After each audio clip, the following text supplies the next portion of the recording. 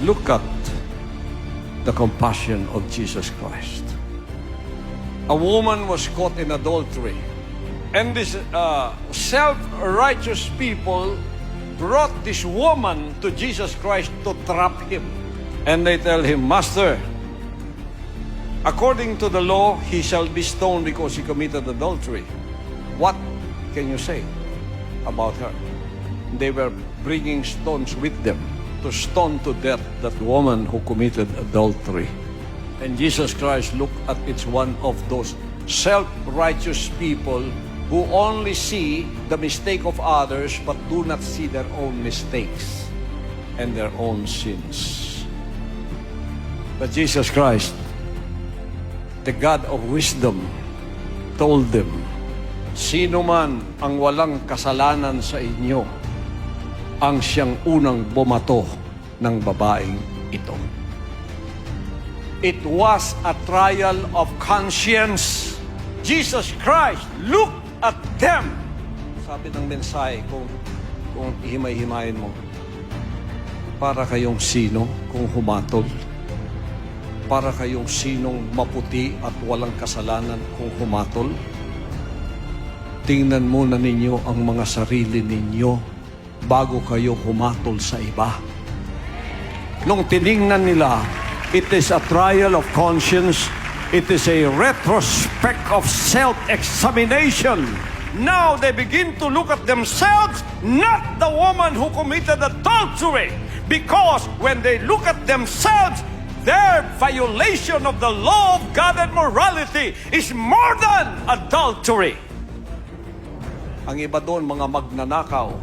Ang iba doon, mga corrupt. Ang iba doon, tumutulong sa mga kriminal.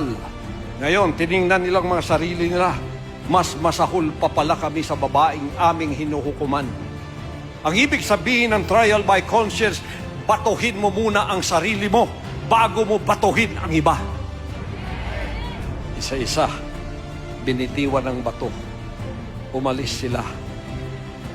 Kaya kayo,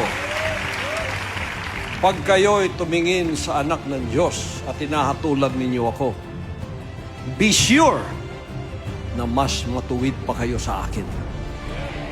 Be sure na mas marami kayong ginawang kabutihan kaysa sa akin.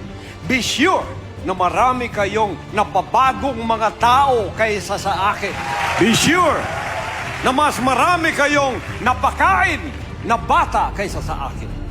Be sure na mas marami kayong napaaral at napag-graduate na mga bata kaysa sa akin. Be sure, marami kayong naggawang bahay na walang bayad sa mga bata kaysa sa akin.